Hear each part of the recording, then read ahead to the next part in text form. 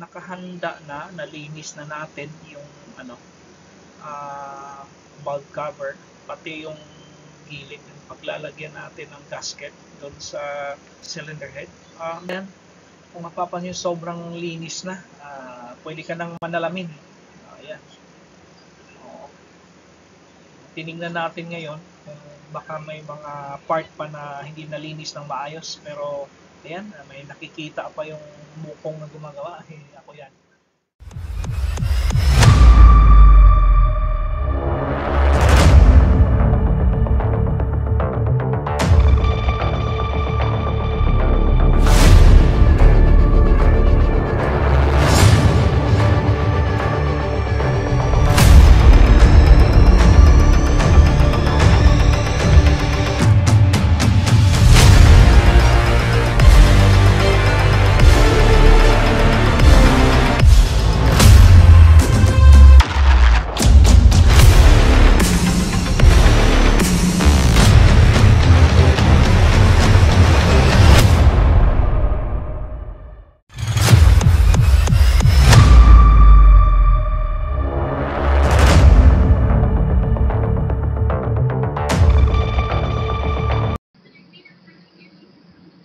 Ngayon, nakahanda na, nalinis na natin yung ano, valve cover, pati yung gilid, yung paglalagyan natin ng gasket doon sa cylinder head. O nga pala, nag-overlay na ulit tayo ng ano, ng audio, gawa ng namatay yung ano, yung microphone ko during sa paggawa nito. So ngayon, i-overlay na lang natin yung ano, yung detalye, yung explanation kung ano yung ginagawa. Ngayon, nandito yung ano, yung replacement na gasket, rubber gasket na in-order natin online. Huwag mag-alala, ilalagay ko sa ano, sa link yung ano, napaka-accurate nitong ano na to, nitong rubber gasket na to. Para talaga siya sa 2018 onwards na Suzuki Vitara 1.6. Kung makikita nyo, ayan, yung yung paglagay nito is dapat ipupush siya pababa, hindi siya yung hinahatak mo siya along the way, kasi ano, dapat pababa yung ano mismo, vertical dun sa ano niya, yung sa tawag dito, yung dun sa lagayan niya. May slot naman siya dun sa ano, gasket, sa valve cover. Akma talaga siya, eksakto siya. So ilagay mo siya vertically, wag yung parang hahatakin mo na kakayurin mo siyang pag ganun, kasi ang mangyayari nun, magkakaroon ng parang maluwang dun sa part na last part na gagawin mo.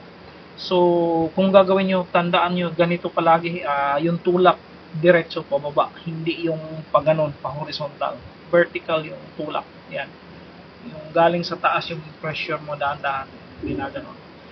Wag na wag kayong maglalagay ng RPB silicone gasket dito, kasi hindi na siya kailangan. Magiging sanhi pa siya ng leakage, gawa ng aangat yung ano mo, aangat yung rubber gasket mismo.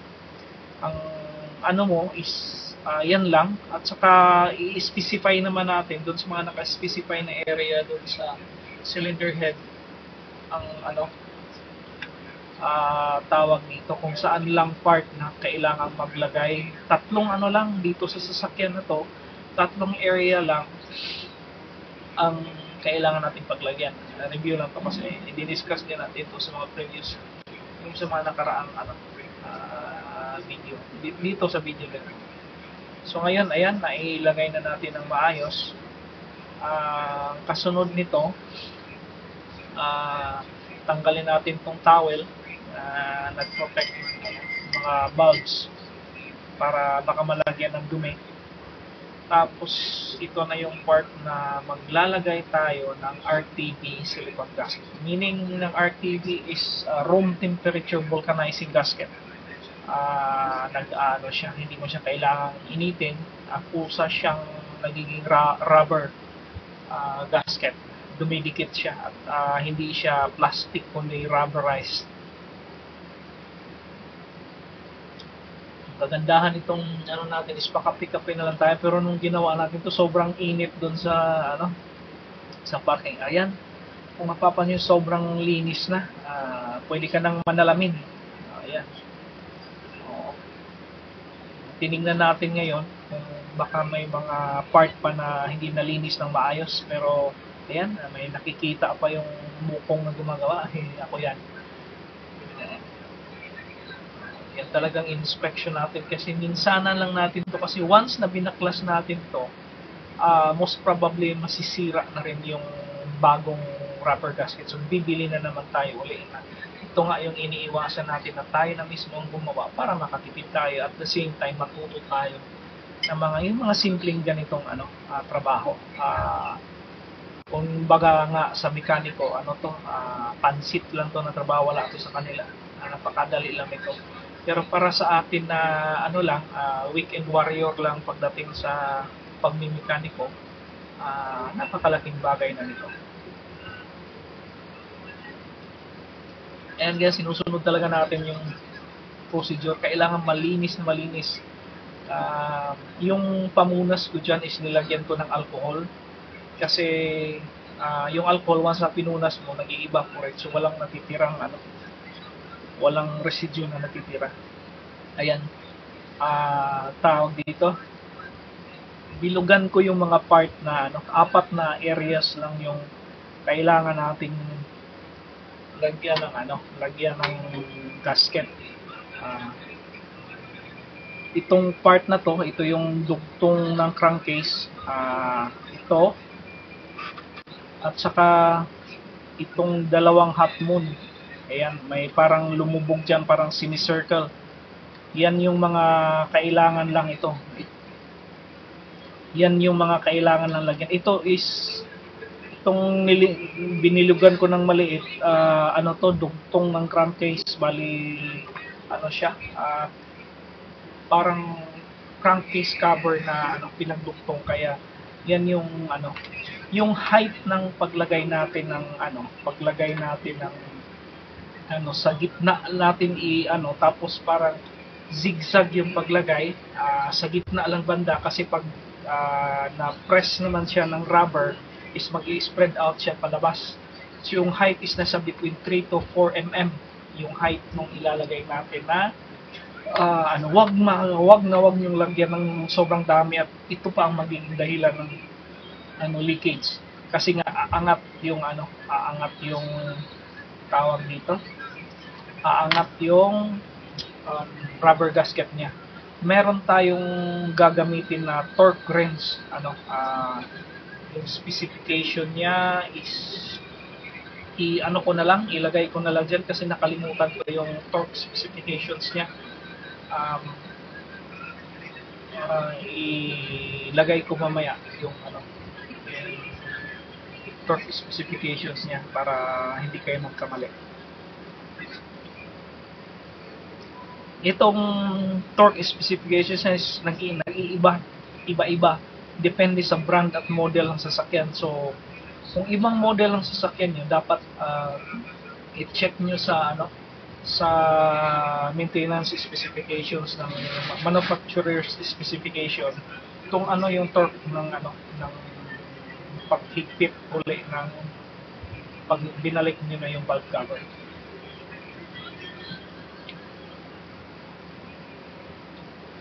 Ngayon, sisimulan na nating lagyan.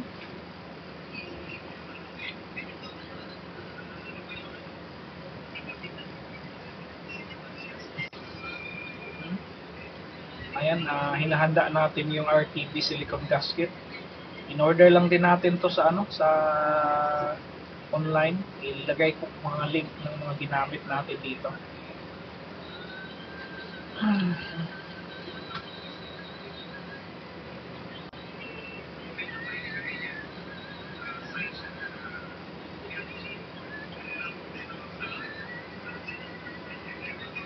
Ayan, pagmasdan yung maigi, itong part lang na to ang inanihan. Ayan, pa-zigzag yung pag ganon-ganon, para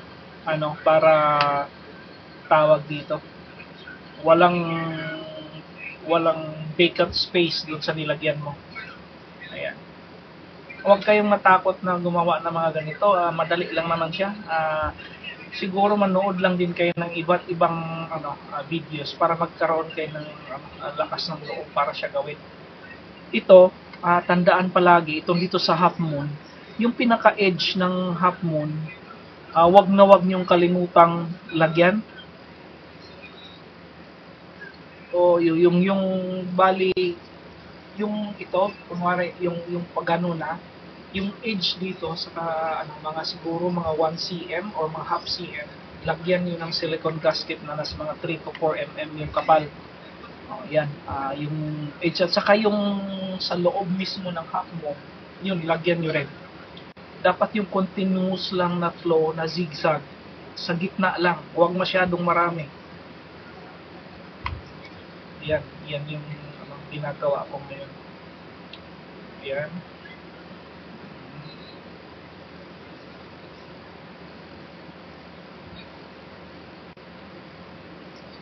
Kung napapansin nyo, hindi lahat ng kabuuan ng nilalagyan ha. Ito lang may mga parte lang talaga na to. Ito yung dalawang half moon. Yan. In-spread out ko ng bahagya kasi medyo may part na hindi maayos pagkalagay. Ano to, common sense na lang din. Samahan ng konting common sense yung paggawa. Kasi hindi pwedeng kasi ito is video lang. Hindi naman natin siya totally na malinaw pagkakita. Anuhin mo rin, manood ng maraming video tapos i-analyze mo siya kung saan doon yung tama ang ginagawa nila. Itong ginagawa ko, hindi natin masasabi na lahat dito is tama. So, manood ka ng as much as possible maraming video para magpag-compare, magpagtagpi mo yung gagawin. Ayan. Yan, binabalikan ko yung mga pinaglalagyan ko, tinitingnan ko kung may part na may vacant part doon sa at nilalagyan ko ulit.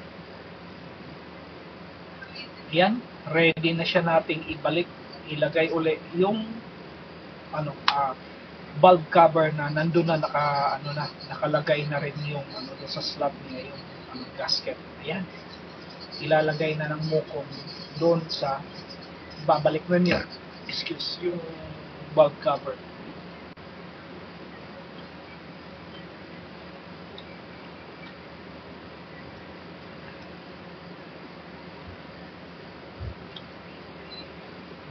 Ayan, chinek muna kung walang umangat o walang umano dun sa rubber gasket dun sa pinaglagyan. Kung napapansin nyo, tawag dito, yung half moon ng rubber is naka-oscillate talaga siya. So yan yung part na tawag dito, ipipress niya yung nilagay mo na RTD gaskets, silicone gasket maker. Yan, kung meron mang kagaya niyan hose na nakaharang, might as well i-adjust mo siya na madali naman siyang ibalik. Basta common sense lang, konting imagination, baga. Yan, babalik na natin.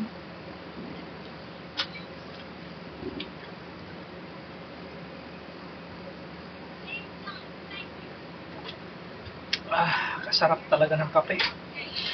Pero mas masarap ang beer. Yan. Mga kapugi, kung mapapansin niyo yung paglagay is from top pababa, huwag yung pa-slide kasi masisira yung pagkalagay mo ng silicone gasket maker.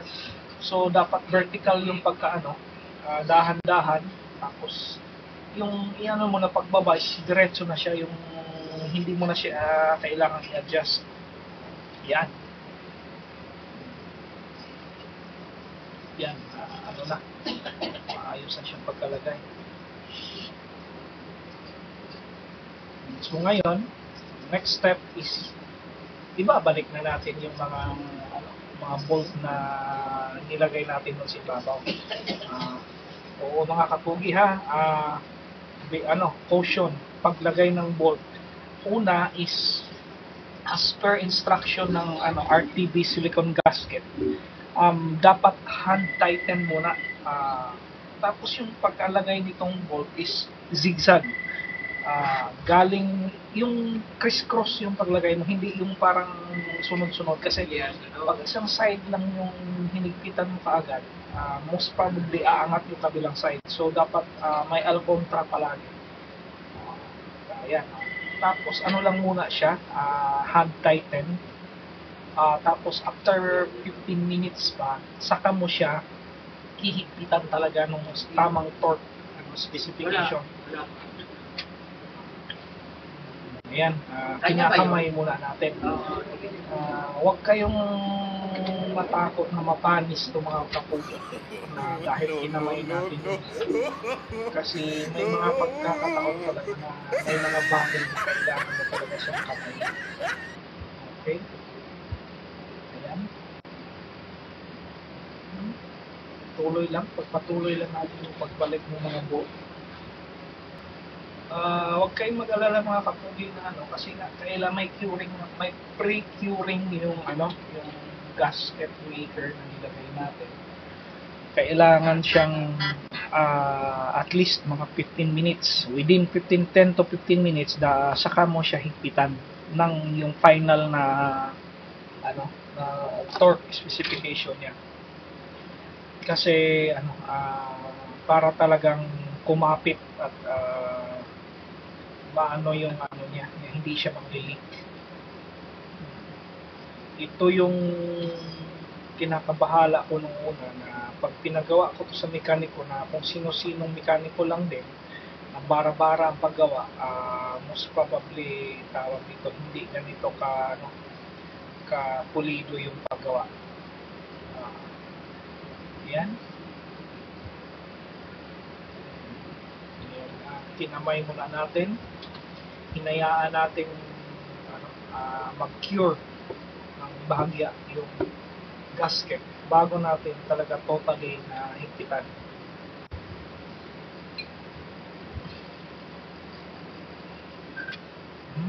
Tayin lang natin.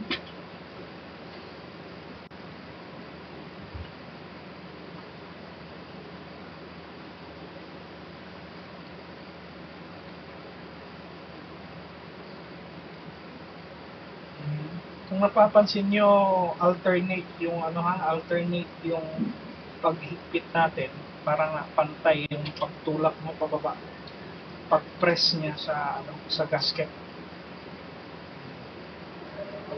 Yan, mapansin natin na yung part na nag-leak yung yung engine oil palabas is maluwang yung tawag dito yung yung bolt. So most probably yung yung sa planta ng pag-assemble nito ang may problema. Hindi man lang nakita nakailang pa-service tayo sa sa kasa. So hindi talaga natin masasabi na dahil gawang kasa is pulido na. Wala, ikaw pa rin ang minsan ang nakakaintindi kung ano yung kailangan gawin mo sa sasakyan. Konting imagination lang, yun lang yung yun. Konting hilig. At saka yun na. Ayan, nilinis ko yung part na nag-leak dati. Kasi itong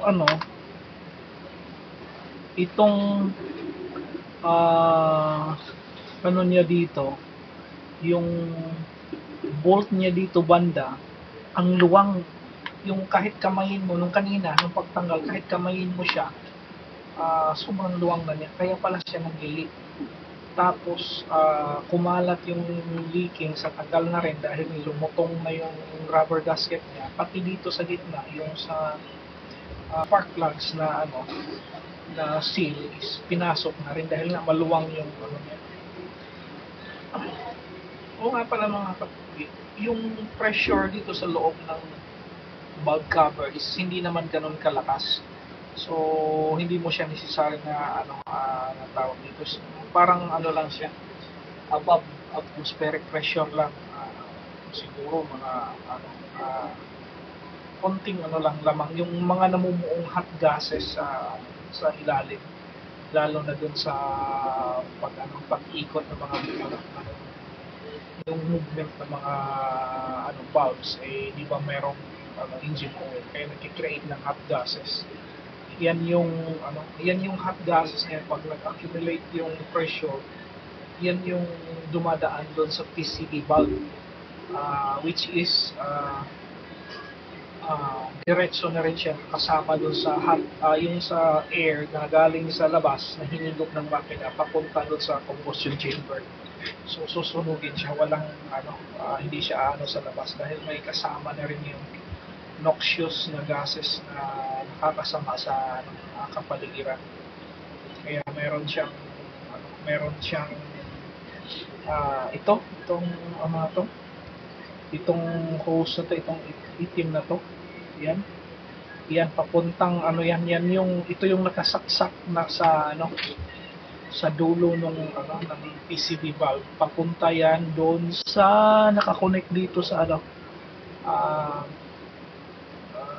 papunta na siya doon sa combustion chamber. Hahalo yan sa hangin na galing sa labas, yung dumadaan sa filter. Ayan, nilinis muna natin habang inaantay yung 10 to 15 minutes para higpitan ulit yung bulb cover. Tandaan mo na mga kapugi ha, hand tighten muna, kamay muna bago yung wrench, bago yung torque wrench.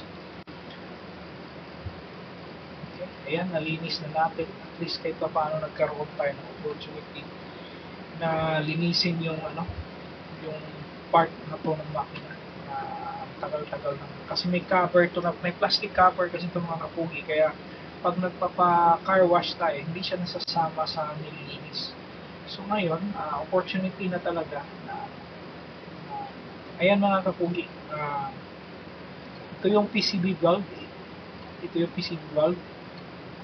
Ibabalik, nilagyan natin ng konting RTD gasket kasi yung silicone sealant, yung silicone tape is naiwanan ko sa bahay. So yan na lang muna, total parehong silicone lang din yan, para iwas leaking. Konti lang yung nilagay natin kasi supposedly iba yung ginagamit niya. Iniihit ko siya mga kapugi. Kung napapansin nyo, iniihit ko siya tapos nilalagay ko sa braso ko yung kabilang dulo. Pinapakiramdaman ko kung may hangin na lumulusot. Tapos binabaliktad. Itong maliit na to, dapat walang dumadaan doon na tawag dito na hangin pag inihip mo doon. Bali doon sa bigger diameter, pag inihipan mo, dapat may hangin na lalabas doon sa smaller diameter. Pero pag dito ka baliktarin mo, dapat hindi dumadaan ang hangin. Pag inihipan mo yung smaller diameter, dapat hindi dumadaan papunta doon sa bigger diameter na kabilang dulo. Kasi one-way valve lang talaga yan. Yan. Ibalik na natin ito. Ito mga kapugi. Yan yung PCB valve. Ilagay na natin na naghahanap pa ng para hindi mamaya pa pala natin to hihigpitan kasi hindi pa natin nahigpitan yung mga tornilyo. Inaantay pa natin yung curing ng RTV gasket.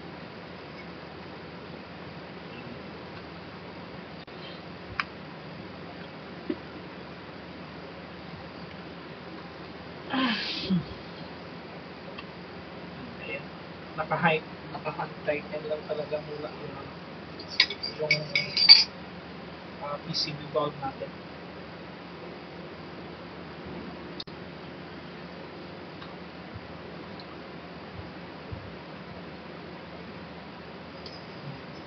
Ito mga kapugi, habang nag-aantay tayo, chine-check natin yung yung conditions ng mga ignition coils. Kung napapansin niyo yung hawak-hawak ko is pinag-iba yung kulay dahil siyempre high temp yung nasa loob, high temp, high voltage, tapos merong engine oil na nandoon. So talagang parang naluto siya sa sarili niya mantika. Kung napapansin niyo yung iba, itong sa sa number 1 na nababa din sa engine oil, ayan, parang brownish yung kulay. Ibang iba dito sa isa, dito, ah, tawag dito, itong isa is walang ganon kasi nga hindi itong dalawang to, itong number 2 at 3 is walang engine oil na pumasok. Samantalang itong number 1, ayan, nilagyan ko ng X kasi nababad yung yung area na yan dun sa engine oil. Pumasok talaga yung engine oil dyan.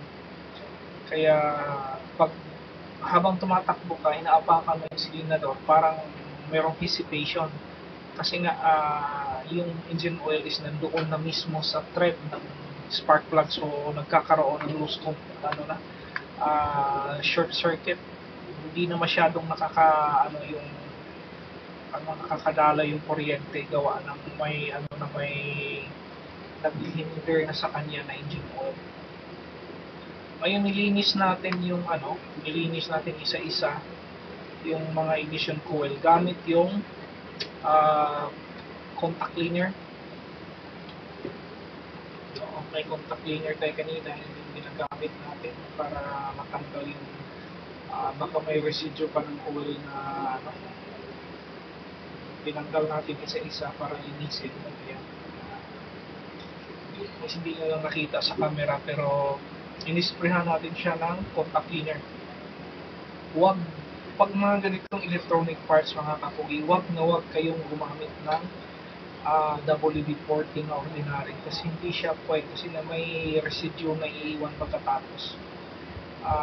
Okay lang siya sa mga mechanical parts pero pag electronic at saka electrical dapat contact cleaner talaga yung ginagamit.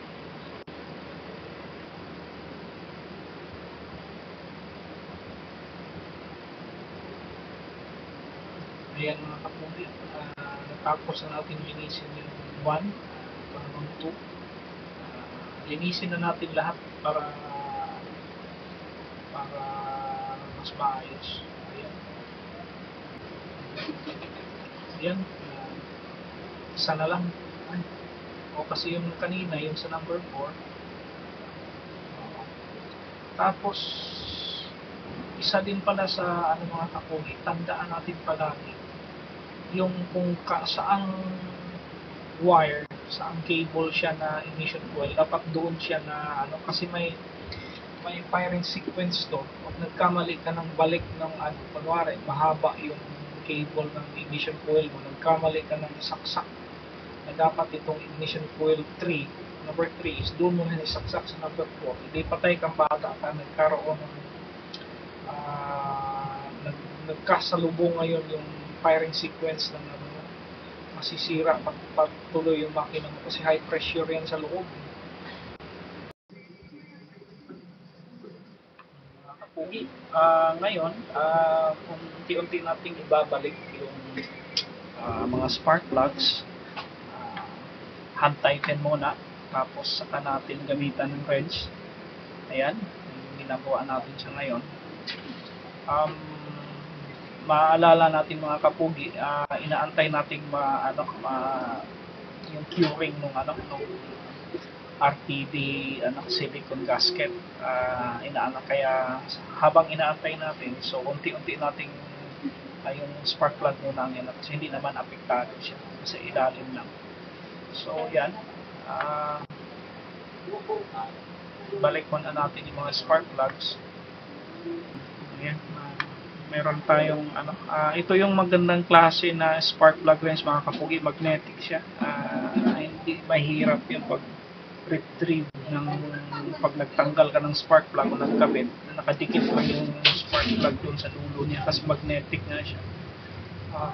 Mas maigi siya kaysa dun sa may rubber stopper lang sa katagalan, lalo na pag na-expose sa oil, lumuluwang siya.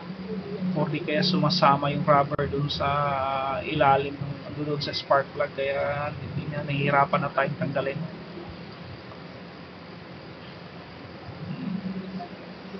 Ayan. Pinas forward natin para medyo mapabilis, kaya hindi naman siya critical na ano. Nga pala mga kapugi, i-introduce natin itong torque wrench na sa online din natin nabili. Ang specs niya is 5 Newton meter to 25 Newton meter, yun yung capacity niya. Yung drive ano niya size is 1/4 inch, kaya gumamit tayo ng adapter. Kasi one half yung ano, one half kasi yung ano natin socket, kaya ginamitan natin ng adapter. Ang ano pala, base dun sa pag ano natin research, ang torque specification ng bulb cover ng Suzuki Vitara 2018 is nasa 3 Newton meter to 7.5 Newton meter. Bali doon sa range, para kasi hindi naman natin alam kung gaano ka-accurate yung ano natin, yung torque range, kaya sa 6 Newton meter tayo nag-settle. Okay, yan, sinet natin sa 6 Newton meter. Ano, nitong tawag dito, yung sa paghigpit gamit ang torque wrench, dapat dahan-dahan kasi mahina lang yung tunog ng click niya, na ibig sabihin naabot na niya yung setting na torque setting mo. So baka sa kakahatak mo, baka hindi mo na napansin, so nasobrahan na. Once nasobrahan yan, hindi mo na pwedeng ibalik yan, nasobrahan na talaga yan. Ayan. Yun mga kapugi, kanina hand tighten yung dinaliri lang natin. Ngayon is habang gamit kong torque wrench, yun pa rin, yan, yung symbol na naka-zigzag tayo, alternating side para pantay pantay yung pag higpit. Ayan, galing dun sa itaas, lipat tayo dito sa baba, alternating siya. Ayan, doon na naman sa kabila. Itong unang pass mga kapugi, hindi muna natin dahan-dahan muna. Kasi siguro mga 4 na passes na naririnig mo yung click, hanggang sa talagang kunting galaw mo lang, nagki-click na siya. Yun na yung ultimate niya na higpit. O iikutin mo yan, balik-balikan mo yan. Hindi pwedeng isang pasada lang. Yan, nag-click na yan. Kaso nga lang hindi natin naririnig kasi yung microphone ko na low-batt yung ginamit natin dyan. Hindi ko napansin na low-batt yung microphone, kaya walang sound. Kaya ito ngayon, nagda-dub na lang tayo.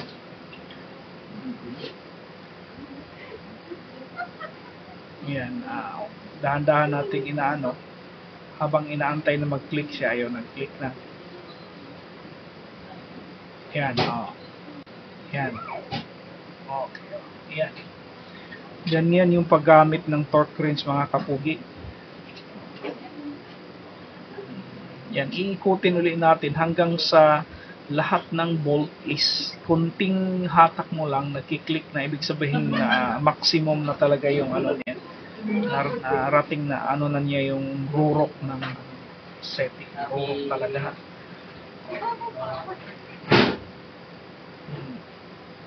Okay. Yan, ikutin natin. Kanina yung ito mga kapugi, kanina masikip na to, pero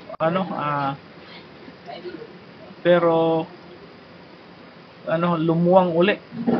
Ibig sabihin, habang umiikot ka, nagsisettle pa yung higpit niya. So kailangan mo talagang ikot-ikutin yan hanggang sa sigurado ka na lahat ng bolt. Ayan, bumalik na naman ako doon. Yun. Wala na talaga siyang ihigpit. Yan na yun mismo. Lipat na naman. Ayan. Yan, sigurado ka na talaga na wala na siyang ihigpit pa. Ito, meron pa. Yan. Yan.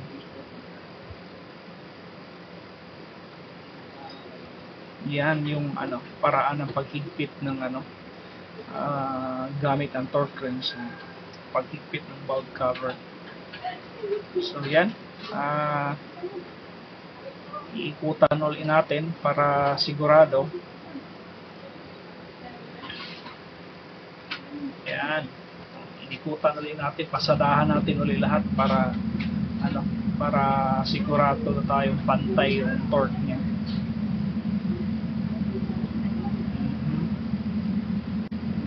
Okay. Yan.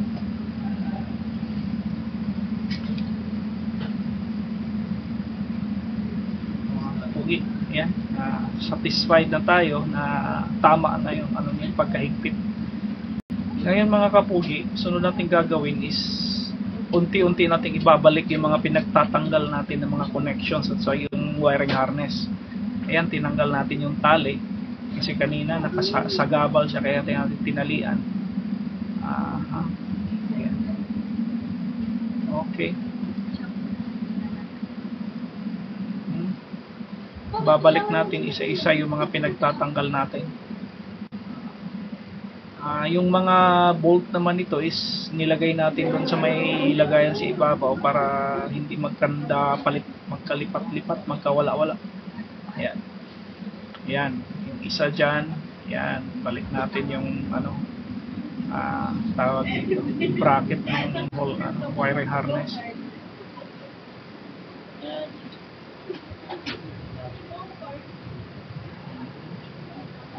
Ito naman ngayon, kung nga pala mga kapugi, huwag nating gamitin yung torque wrench para sa ordinary paghihigpit at itong torque wrench is precision tool to. Supposedly dapat iniingatan natin siyang hindi masira, hindi maano yung niya, yung reading niya. Hindi siya pangharabas mga kapugi, mayroon lang talaga siya specific na torque. Yan, so ngayon itong maliit na ratchet wrench, ito yung gagamitin natin panghigpit. Yan. Mekaniko yung dating natin ngayon.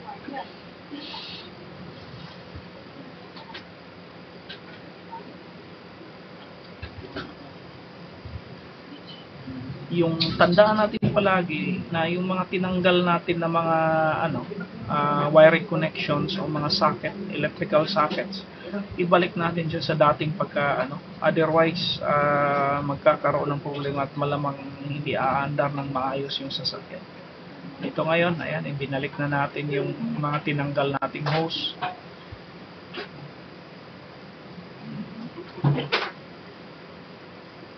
Ayan.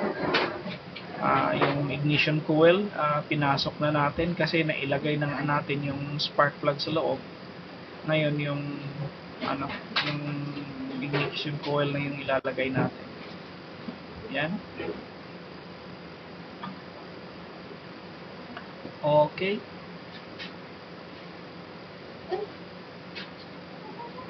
Yan. Yan. So ngayon, ay tuloy natin yung pagbalik sa mga tinanggal natin kanina. Inuna lang natin yung mga ignition coils para nakapwesto na lahat. Walang masasapawan.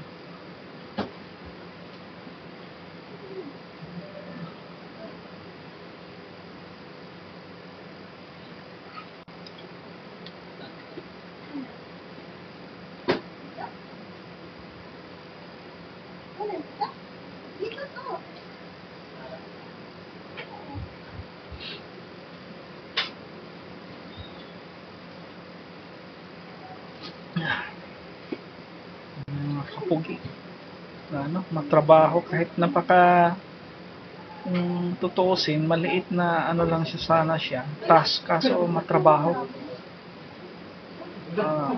Lalo na tayo na hindi naman tayo talaga mekaniko, yun nga, weekend warrior lang tayo. Ayun, nangangapa minsan, pero naibalik naman natin ng maayos. Okay, ayan. Yan natin kanina, nakatali ng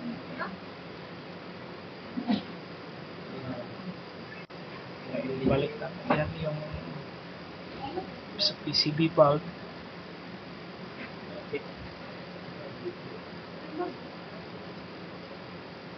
Yan, higpitan muna pala natin yung PCB bulb kasi kanina kinamay lang natin to kasi nga hindi pa na higpitan yung bulb cover. Ngayong okay na yung bulb cover, pwede na natin higpitan yung PCB bulb.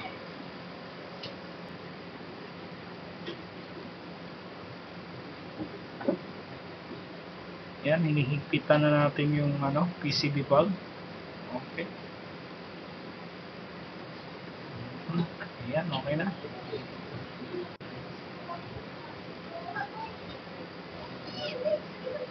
Ayan, ibabalik natin yung hose. Tandaan nyo pala mga kapugi, sa pagtanggal at pagbalik ng hose, yung palatandaan ng lock, kung saan siya nakapwesto, dapat ibalik nyo, otherwise mag-leak yan. Yung metal lock niya, ito. Saan ba? Ito. Tsaka ito. Itong mga to, tandaan mo may kasi yan, may bakas yan doon na tandaan nyo palagi kung saan siya nakapwesto, otherwise hindi maglalak ng maayos at tawag dito, mag-leak yan o di kaya matanggal. Worst is matanggal. Yan, binalik natin yung pinutol natin kanina na cable tie.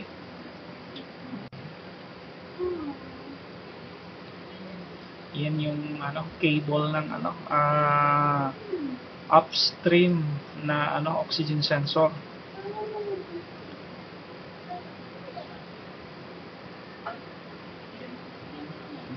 Yan, malinis yung pagkabalik natin.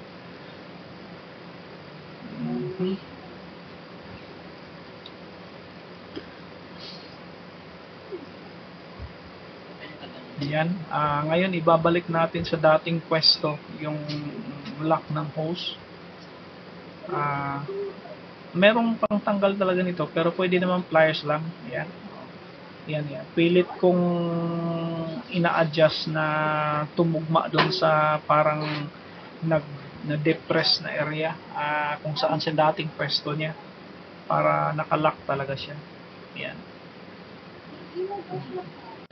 Yan yung isa sa pagkaingatan nyo pag nagtatanggal kayo ng high pressure hose. Although hindi naman high pressure talaga tong sa valve cover, pero maigi ng maingat. Yan, binalik. Okay. Tapos yan, in-adjust, nilagay kung saan siya dati.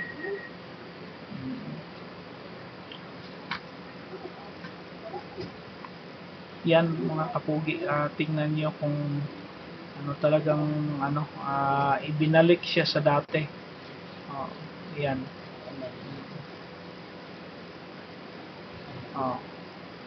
Yan din. Yan. Binalik talaga siya sa dati.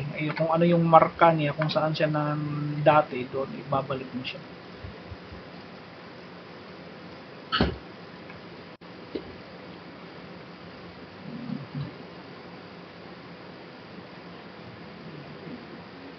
Yan, mga tornilyo sa kanya-kanyang ignition coils, binabalik na rin natin.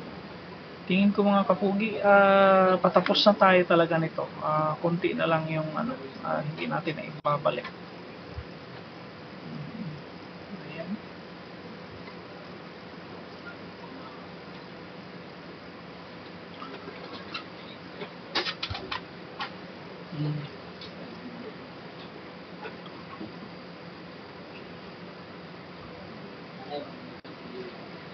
Okay, ayan, natapos din. Ngayon, hihigpitan na lang natin. Meron naman tayong panghigpit niyan.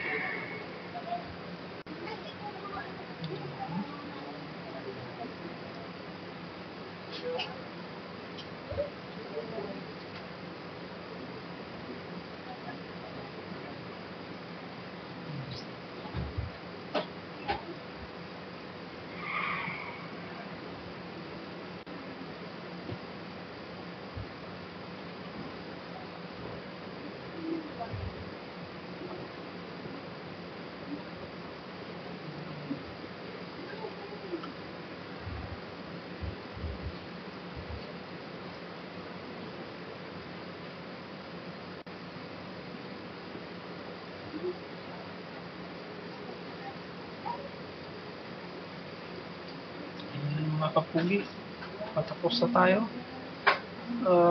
Sa nakikita ko, yung plastic cover na lang ang kulang para maibalik na natin ang lahat.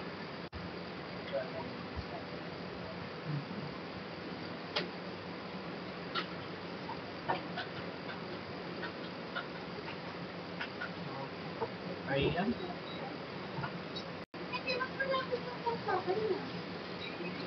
Yan, binalik natin yung dipstick mga kapugi. Ayun pala, nabali kasi yung dipstick nito, yung handle. Ngayon, tawag dito, in-improvise muna natin kasi may in-order tayo na ano. Kaso nga lang, yung in-order natin ay, ayan, chinek natin yung level ng ano, ng tawag dito ng oil kasi nga nag-leak nga siya sa loob, most probably nabawasan. So, mag-ingat pala lalo na yung sa ano, Vitara na ano, 2018 pataas. Ang hirap maghanap. Walang nakadalawang balik ako, nakadalawang sauli ako sa online kasi nga iba yung sukat nila. Meron tayong nabibili dito sa Metro Manila sa may Olympia, sa may ano, Arajera Avenue. Natandaan yung pangalan ng ano, Olympia Auto Supply pala. Olympia Auto Supply. Doon tayo nakabili ng original talaga na replacement na oil dipstick. Importante yan mga kapuwi kasi yan yung doon dyan mo makikita kung tama yung level ng engine oil. Ngayon mga kapugi, ibabalik na natin yung plastic cover ng engine. Tandaan natin mga kapugi na pag gumagamit tayo ng RTB silicone gasket maker, yung curing niya is 24 hours. Wag mong paandarin yung yung makina mo. Pwede naman, siguro pwede naman, pero as per instruction doon sa ano niya, kahit sa 24 hours talaga na hayaan mo siyang matuyo na hindi siya high temp at walang pressure para talagang yung curing niya is makompleto. Ayan, na natin, pwesto na natin. So, ang tabayanan na lang natin yung bukas para ma-test natin kung kumusta naman yung andar niya. And then after 500 o ilang kilometers, meron tayong video na kukunin. I-check natin siya ulit kung okay na ba talaga siya.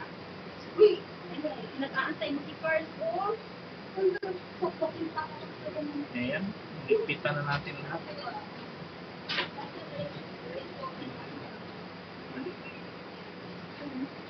Okay, ayan. Insakto. Yun, silyo ng pagkatapos.